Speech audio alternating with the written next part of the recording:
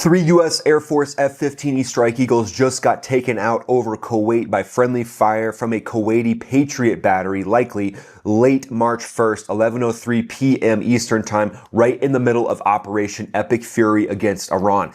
All 6 aircrew safely ejected. That is huge. And now they are recovering. No Allied lives lost, but losing 3 battle-tested Strike Eagles at this point to Allied SAMs is a tough situation because these F-15Es are built to dominate the skies over Iran. This went down in a battle space that is swamped with Iranian ballistic missiles and drones, where radar clutter and split-second calls can turn deadly at any second. And 3 of these Strike Eagles likely flying in formation. We don't know if they're returning to base or taking off, but I'm going to react to the exact video, and that'll kind of give us some idea of whether they were departing or coming back from a mission.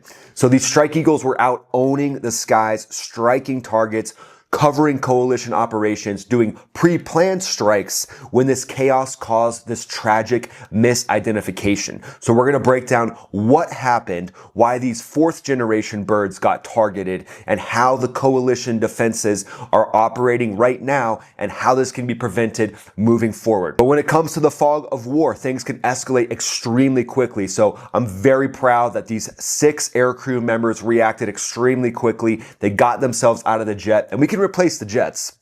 There's many more Strike Eagles. And hey, by the way, we got F-15EXs being built. So as long as the aircrew's lives are preserved, in my opinion, all is well that ends well. They can jump in another Strike Eagle. We can fly a couple more over in a few hours and they'll be ready, locked and loaded and ready to fly missions probably here in a few days. But let's go ahead and dive to X and I'll show you exactly what I'm seeing and why it looks to me like these Strike Eagles were actually coming back from a successful mission. So here we go, everybody. We're going to review the footage of what just happened in Kuwait. So unfortunately, we've got a shoot down of 3 F-15Es from friendly fire. I'll be reviewing all those videos right now. So let's go ahead and dive into this statement. So at 11:03 p.m. Eastern Time, March 1st, 3 U.S. F-15E Strike Eagles flying in support of Operation Epic Fury went down over Kuwait due to an apparent friendly fire incident. Kuwait has the Patriot missile battery from the U.S., and there's a lot of different ways to not shoot down friendlies, but in the fog of war, a lot can happen. The big thing is that all 6 aircrew are good, 3 pilots, 3 weapons systems officers in the back of that F-15E. And there it goes. You see it pancaking in. Obviously took a hit in the rear quadrant there. You can see the flames, and then that's always a great sign, seeing the pilots coming down safe. So friendly fire is no joke. I mean, especially when you're going up against the most advanced SAM system in the world, which is the Patriot missile. So this is the pilots here. They're showing video of the pilot just seeing that where the missile hit here in the back. You can see how devastating of a strike that Patriot's going to do to the back end of the aircraft. But the thing I like about the Patriot, and this is why it's amazing, because it can take down fighters, obviously, as you can see, but also it's not going and biasing towards the front of the cockpit. In rare instances where there is some sort of a friendly fire incident, there are surface-to-air missiles out there that'll bias towards the cockpit and basically, destroy the aircrew. So I like that about the Patriot. To me, it's more moral of a surface-to-air missile, and in incidents like this, that's where that really pays off, where you don't shred the entire cockpit and kill friendlies. So that's awesome. Okay, this is the footage I really wanted to show you guys. So as we can see here, yep, so devastating hits there in the back end. And as the strike happens, then obviously as the aircraft just starts to tumble down, it's going to start to fall apart. So that's kind of what we're seeing happen here. Great news that the aircrew got out of there. Man, not a good day.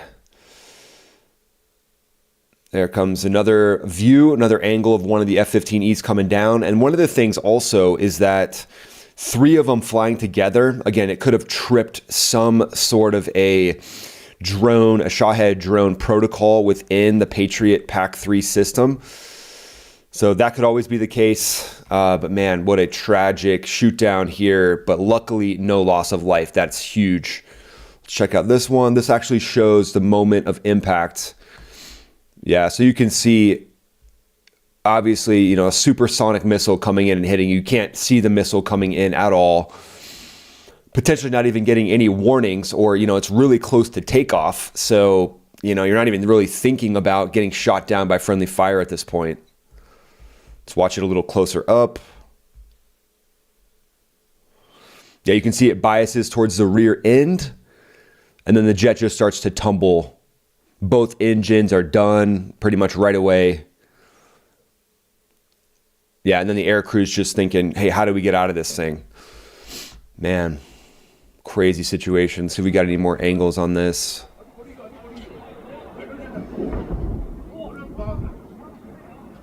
There they go. The pilot, weapon systems operator get out. It looks like 2 shoots in the background as well from other formation members.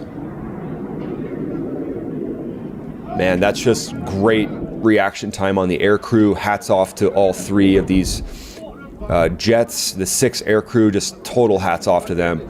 I mean, this is split-second decision making, and it's pandemonium in the cockpit. I mean, you train for it, you prep for it, but it's really hard to prep and train for, you know, getting shot down basically right after takeoff or coming into land. You know, we're not sure exactly which phase of the mission it took place. Let me see if I can see any weapons on the actual Strike Eagle itself. Yeah, I mean, it's really hard to tell, but I don't see any weapons on it. So, I don't see any weapons or tanks. And on the Strike Eagle, the tanks are basically a necessity. I can see the lightning pod, you know, the terrain following radar pod on the bottom, and I can make out the actual sniper pod as well, but I don't see any bombs. Again, hard to tell, but it looks like no bombs and no tanks, which to me means they completed their missions. And if they punched off their tanks, the missions that took place before this were just wild. I mean, insane to punch off your tanks in an actual mission. Dang, man, this is insane. I mean, I really feel for these crews coming back from a successful mission, likely, or blasting off, getting ready to drop your bombs and getting shot down by friendly fire. Man, that's just tragic. Tragic loss of hardware. However, amazing that all 6 aircrew are alive and well. That is huge. So yeah, obviously, you know, people are going to film the aircrew. I'll make sure we don't show any faces here. But at this point, you know, they're in a friendly country, so getting them back to base won't be hard. Kuwait's a very friendly country to the U.S., so good to know 6 aircrew safe at this point. So during that intense combat operation that's going on right now, these Strike Eagles are at the heart of striking targets inside of Iran. They're deployed with the CENTCOM theater, and their squadrons that are there include the T-Bolts, the 389th Fighter Squadron, and the 335th Chiefs, both of which I was a part of. Both of those Strike Eagle squadrons are near and dear to my heart. Kuwaiti air defenses engaged and lit up these Strike Eagles. CENTCOM is calling it what it is, a friendly fire incident. The jets were misidentified as hostiles in this high threat environment. All 6 air crews ejected safely, as we talked about. Kuwait actually acknowledged it, they expressed regret, and both sides reaffirmed partnership against Iran. This is a total mistake on Kuwait's part, and they're owning up to it, which is great. But when you have Shahed drones flying at you, the fog of war gets extremely thick. So Kuwait's doing their best. They were trying to protect their population. However, some massive miscommunication happened with how to identify friend or foe. And that's something that we would do every single flight in F-15Es to other aircraft. You identify other aircraft as friend or foe because of some of your onboard sensors capabilities.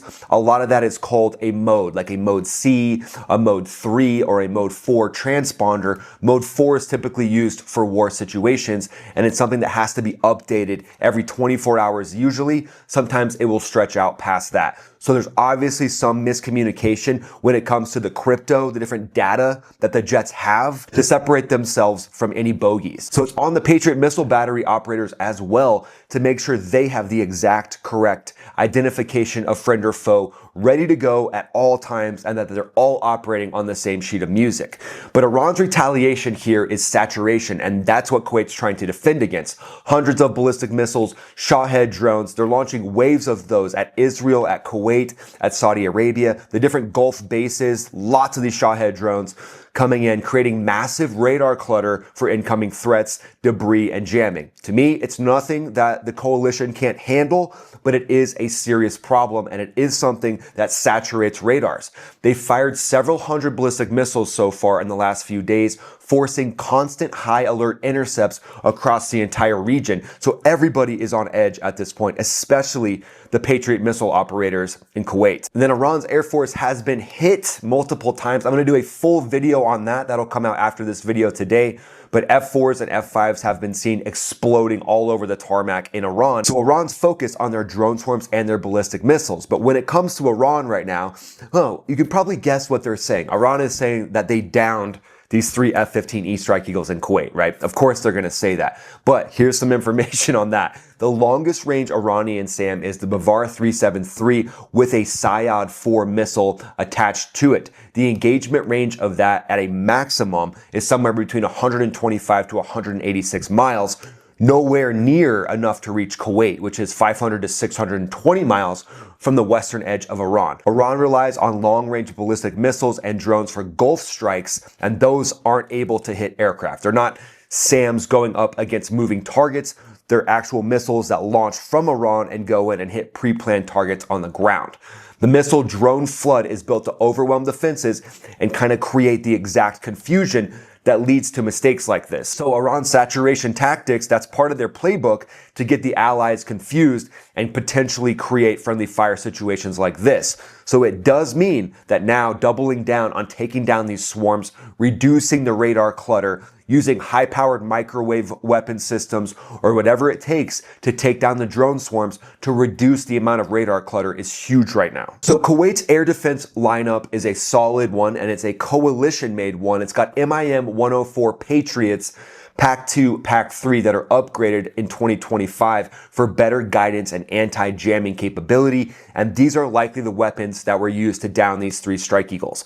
Also, MIM-23 Hawks, those are more legacy missiles and they're medium range. They've also got the Spada 2000 missile and the Sky Shield 3.5 short range guns, Starburst portable man pads. Patriot though is the heavy hitter. It's got an AN MPQ-65 phased array radar that can track hundreds of targets. It uses IFF transponders to query friendly electronic codes, and this is where something went wrong. This is where something went off the tracks. It should also be tying into Link 16 data for real-time allied picture on friend or foe and being able to see who's friendly and who's not on a massive screen that shows you the different tracks. It should show the actual friendly jets and it should show the actual bandits as well. The discrimination works great, specifically in normal operations.